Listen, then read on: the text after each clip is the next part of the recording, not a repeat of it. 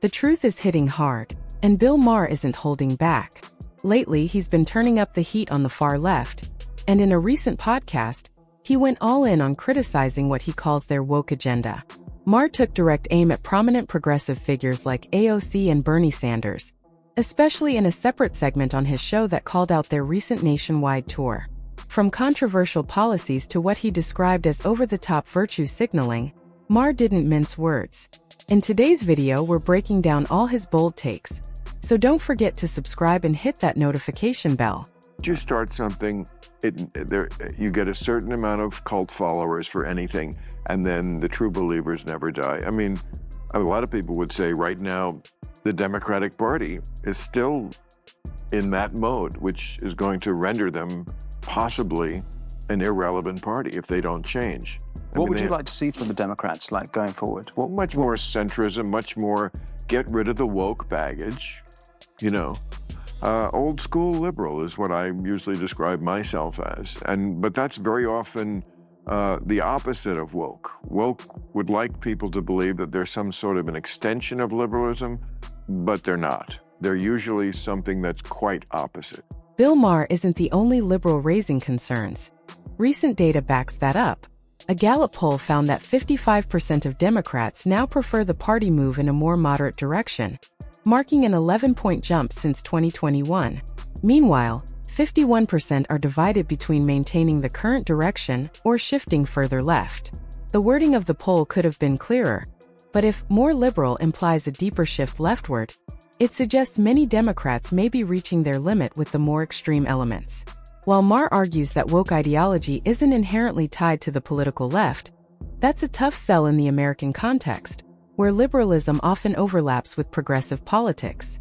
Woke culture tends to represent what happens when left-leaning ideals are taken to an extreme, where free speech can take a backseat to group consensus and ideological conformity. To be fair, similar dynamics exist on the far right, but the current pushback we're seeing is largely within the left's own ranks, signaling a broader reckoning. Liberalism was, we should have a colorblind society and not see race at all. That's not what the woke believe. Yeah, I would say they're the opposite. Quite. Let's put race at the front of everything. You know, it's not my fault that happened, but woke, progressive, liberal, I don't know what, I just know what I believe. And I know that to answer your original question, is it going to go away? I don't think so. I don't think it ever goes away fully. Now, Bill Maher knows the left's tactics well. When they're out of fresh ideas or can't defend their policies, they often fall back on a familiar move, mocking Trump. It's an easy way to signal moral superiority without offering real solutions or engaging in meaningful debate. It's a worn-out strategy, but they keep leaning on it, assuming people will keep buying into it every time. And if the Democrats will either make the hard edge of it, they have so many opportunities to sister soldier this shit and just do something that would make Americans go, oh, you know what? Good, because Trump is starting to really... At the core of it all, the far left's approach often lacks concrete policy and leans heavily on identity politics. Strip away the fiery speeches, and what remains is a strategy focused more on labels than solutions. The message tends to be, if you belong to this group, you owe us your vote. We've seen it time and again: support Kamala if you're a woman, vote Democrat if you're black. Just recall Biden's infamous "you ain't black" remark.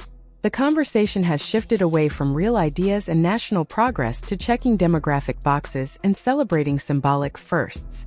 It's a surface-level playbook that assumes voters won't question the narrative. Bill Maher didn't pull any punches on this topic either. On a recent episode, he delivered sharp critiques aimed at AOC and Bernie Sanders, challenging the direction they represent. And truthfully, many of his observations resonated, especially for those frustrated with politics that prioritize performance over practical solutions. What do you think of the fact that the people who are getting the big crowds right now are AOC and Bernie Sanders? They're going around the country. Thank you, there's that same guy. I call him the always wrong guy.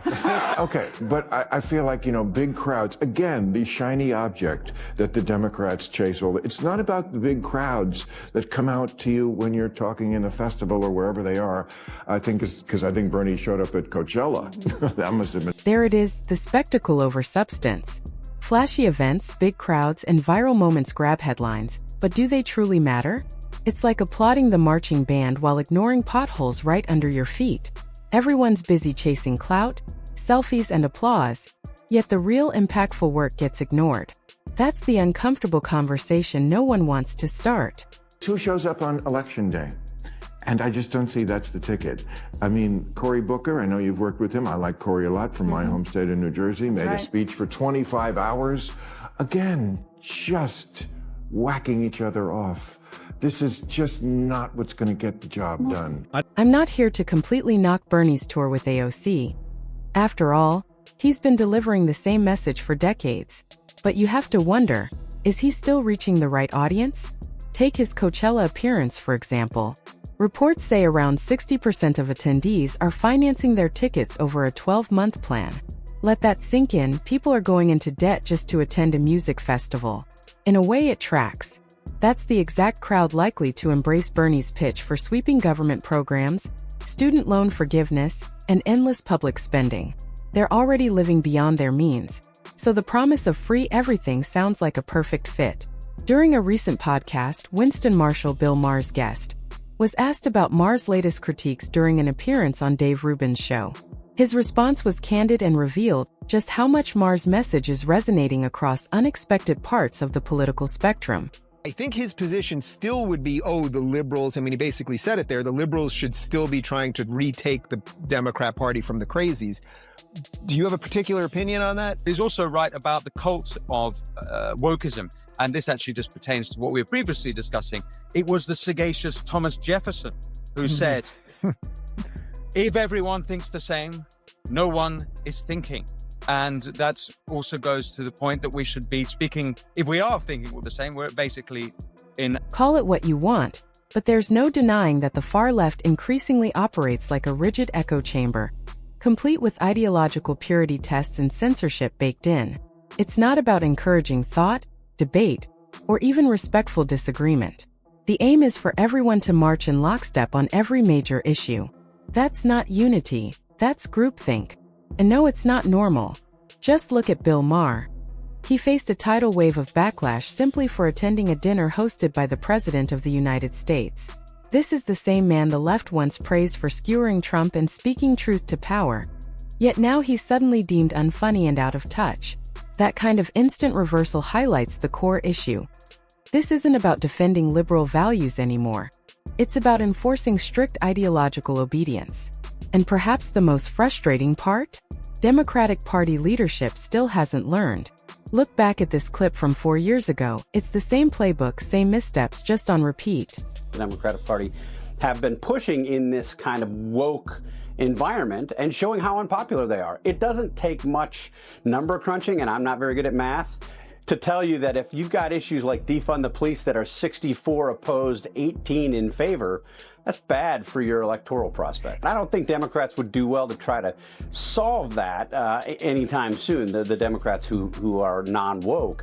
What I do think that Democrats can do is not emphasize that as much. And you've heard this, there's a pollster, David Shore, a young pollster, but increasingly popular. He made a number of arguments against the Democrats emphasizing defund the police during the 2020 election and in its aftermath, and said, this cost us points. And where did that strategy lead?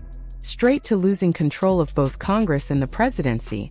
You'd think a political setback of that scale would spark some serious reflection, but instead it did the opposite. Rather than adjusting course, the party has doubled down, continuing to veer further left with each passing day. Despite clear warning signs from polls, election results, and even dissenting voices within their own ranks, there's no indication that the leadership plans to slow down or reassess. But now I want to hear from you. Drop your thoughts in the comments below. And if you found this video insightful, share it with your friends. Your support really makes a difference.